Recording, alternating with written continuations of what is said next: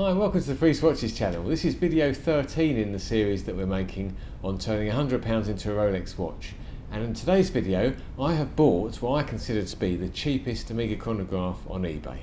I'm really actually quite pleased with the watch. I've got it here, and the aim of what we're going to do today is to take a look at the watch in close detail at the bench and see what we've got, and also talk about my plans for servicing and getting this watch ready for sale in order to move this on as part of the challenge. So let's go with the bench now. We'll go and take a look. Okay, here we are at the bench, and here's the watch. We've got it nice and close up with the macro lens, so hopefully you can see a reasonable amount of detail here, because what I wanted to share with you today was what I've bought, the condition of what I've bought, and why I think it was a good buy. So this watch is £398. It's an Omega Chronostop. It's reference 145009, and I really like these watches because the main reason is that they've got a very basic version of the 861 caliber movement that features in the Moonwatch. But before we get on to the movement, let's just have a look at some of the features of the watch itself. So what you'll see is an orange seconds hand here. So this orange seconds hand is used to measure the seconds, and you can start and stop and reset the seconds using the pusher here. The hand, I think, on the one I've bought here, this orange hand, the orange is slightly bright, and I think this hand's been replaced, but it's certainly the correct hand. I can only suspect that when the watch has been serviced, the tube's got a bit loose or something like that. So this is a replacement hand, but I was pleased to notice when I looked at the watch that the crystal, this crystal here is original, that the hour-minute hands are original, the dial is original, the loom on the dial is original as well. The only thing I did notice, being very fussy about and slightly sort of picky about the details, the loom is starting to flake on some of the markers around this side. This is not unusual, because if you think about the entrance of moisture into a case like this, it's going to be through the crown or the pusher this way, and so this side of the dial does tend to suffer a bit worse than that side. But looking at it, I don't think it's too bad. All I'll do is to pick the loose debris around these markers off when I service the watch and clean the dial. One thing I was really pleased about was the condition of the case. I'm just moving this to try and hopefully show you that the case has never been polished. And this is one of the key aspects of looking for a stainless steel vintage watch. It's quite common that you find these watches in a polished condition, and it really does detract from their originality. In this instance, the case has still got the majority of its starburst finish on here. The polished surface is looking good as well. And also, if we were to turn to the side of the case, we've got original crown and pusher. Everything is correct here. So in terms of originality, we've got quite a good score. If I was to sort of score what I've bought here, quite happy with this. So I'm going to turn the watch over now, and I'm going to show you the case back. And mainly because I just want to explain the thing that made me buy this watch in the first place. Okay, so here's the case back of the watch, and when I looked at this watch originally on eBay, the thing that made me want to buy the watch was this writing here. I looked at the photos and the listing, and I could tell from this writing, this engraved writing on the side, that this watch had not been polished, because you could see from the sharpness. The actual photos of the watch were not particularly good, but this detail told me everything I needed to know, because this engraving, even if it's ran over once with a polishing mop, will get dragged across and will soften. And you can see the sharpness of the writing here, where it gives you the waterproof depth around the edge. It looked really good, and I was pleased about that, because that meant that I was fairly certain this was going to be an original watch. And that's what we've got. So for £400, we've got the Omega Chronostop here, which has never been polished, which has got an original dial and hands, with the exception of the seconds hand, original case components as well. So overall, really happy with that. That's, to me, is a result, because I think the main thing that I'm looking for when I'm buying one of these watches is something that has just got originality, and certainly that box has been ticked. What we'll do now, we'll just reframe the camera, and we'll have a look at the movement itself and see what the watch looks like inside. So here we are with the case back off, and I can show you the 865 caliber movement. As I mentioned earlier, this movement is actually based on the same movement as the Moonwatch, the 861 caliber. This is a simplified version, because the chronograph only has one chronograph wheel, which is this one in the centre. This wheel in the centre is driving the seconds recorder hand. That's the orange hand that we were looking at a moment ago on the dial. And I'm hoping that I can explain to you how fairly straightforward this chronograph mechanism is, because all these components are really just doing a very simple thing. Underneath all these components, you have the main movement, and you have a train of wheels that go round in a sort of circular fashion underneath this 3/4 plate here, and then come down to the balance wheel. And what happens is that on one of the wheels you have another wheel attached, which is this one. It's known as the upper 4th wheel.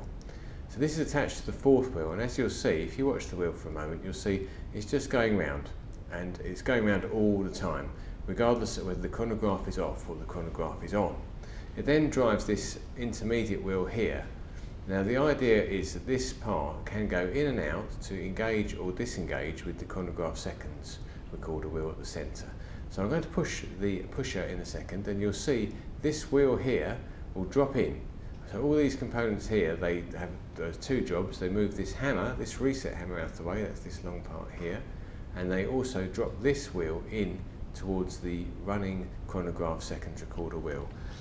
One of the issues with this watch that needs repairing is that the pusher is very sticky, so it doesn't work particularly well. So you'll probably see it all working quite slowly, but it's actually worked quite well on that occasion. You'll see it on the reset. So what you'll notice now is that this intermediate wheel here is now driving the seconds recorder wheel. So you can see that this seconds wheel is driving round. So from the train under the bridge, this wheel is turning all the time. This upper 4th wheel, this intermediate wheel is turning all the time. But when you press the chronograph to start it, the hammer comes out of the way, and this mounted wheel, the intermediate wheel, is pushed into the seconds recorder wheel, and that's how it starts to record it. The mechanism on this movement is quite simple. It does, when you press the chronograph, the pusher for the 2nd time, as long as you keep the pusher held in, the seconds recorder hand stops where it is. That is to say that out of the hammer, this hammer here that resets it doesn't come across. When I release the pusher, let go of it, the hammer then comes in towards this seconds recorder wheel in the centre and resets it into the same position, and that's how you get the reset of the chronograph. What you will notice when I reset this is how slow it takes the hammer to come across, because as I said, the pusher is really sort of sticky and it's holding the whole mechanism up. But let's try that now. So if I were to press it in again, you'll see that the mounted wheel, the intermediate wheel next to the chronograph seconds runner, has moved away, but the hammer hasn't pulled across. If I let go, it's not going to do it. There we go. There's the hammer coming across and just resetting. The reason for the delay is that the pusher, say, is sticky, so as this is going backwards, it's getting stuck and it's holding the whole mechanism up. So what it should be doing is being free to allow the release of this hammer here, and the release of the hammer is done by the components. Sorry, I'm just getting my stick in the right place. These components up here. So there we go. So that's a brief explanation of what's going on. It is the simplest form of chronograph movement. When I was training on chronograph movements, this was the first one that we would used to do, and subsequently in my time as a trainer myself, when I was training watchmakers, I would continue to use this movement because it's the simplest version of a chronograph. It's a great complication, and it's perhaps a bit of a novelty really, in the sense that it doesn't have that much practical application in today's world. I mean, you know, what do you really need to time for less than a minute? There isn't a lot, you know. It could be useful for maybe a doctor to measure someone's heart rate, but then you haven't got the pulsometer scale that you would expect to have on the dial, so it's not of much use, but it's just a nice feature to have, I suppose. And for me, the main thing that makes it attractive is that it is, you know, this is a £400 watch, and it shares the same movement as Omega's legendary moon watch. You know, for £400 you've got the same movement, just a few parts missing that aren't required for this complication. One thing I haven't spoken about yet is the overall condition of the movement, because obviously we're just looking to assess this watch in terms of what we've got for £400, and I'm really pleased. You'll see the balance wheel is swinging well. I've actually kept the watch on test overnight since yesterday, and it's kept perfect time, but I will go forward and service the movement, because obviously I'm going to sell this watch and I want it to be absolutely 100%. When I look at a watch movement, you tend to look at the this inker block setting here on the top of the balance wheel, see if there's any oil in there, because if there's oil in there, then that means the watch has been serviced fairly recently, because this oil gets used up, and it's a nice one to look at to see the overall sort of oil level, as it were, of the movement. The inker block on this one is completely dry, so I'm going to need to completely service the movement in order to get this into a really good working order. But overall, I'm really pleased with my purchase, because this watch requires hardly any further investment from me. I'm going to have to buy a strap for it, but at the same time, the movement is in good condition. The case is all original. I don't need to do any work to the case. We've got the original crown, we've got the original pusher, we've got the original crystal, which just needs a polish. So I'm just doing some very light sort of conservation work, as it were, really, in terms of getting this watch ready for sale. Just going to improve it in a fairly subtle way and make sure it's 100% ready to go. But unlike the last two restorations, where we've had to do dial restoration work, we've had to replace rusty parts, I don't have any of those issues. All I have really ahead of me is the job of stripping the movement down, cleaning it, reassembling, cleaning the case, polishing the crystal, sorting the pusher out and fitting a new strap. So I think overall this has been a really good purchase. For £400 I've got a really good watch here. The one disadvantage with this one, I'm just going to turn it over and hope the camera will still focus. There we go, that's just about right, yeah. The one disadvantage with this watch is that the case itself is a fairly small size. It's only about 36mm, so it's similar to your usual sort of three-handed watch, and in that regard it does make it a bit less desirable in today's market. They did make a larger version of this, which was the 145009, I believe, which was the larger case version, which had an inner bezel, but they tend to fetch a lot more money, probably about twice the value of one of these watches, so maybe one for the future, and it's certainly an attractive watch and fetches more money, but for what we spent on this, for £400, I think got a really great watch and a really good project to do for the video. Well, thanks very much for sticking with the video. As you can see, we've taken the watch apart and it looks really good. I'm really happy with the movements, the originality of the case, the dial and the hands look good as well, and in terms of work, I'm really just going to be doing a service, polish the crystal, clean the case, a very minimal approach that I often take when I get a nice original example of a particular watch in for repair. So that's all worked out really well, and I'm really looking forward to showing you the results of how that goes in the next video. Until then, if you haven't subscribed to the channel, please hit the subscribe thing and the bell for notifications and all that YouTube stuff.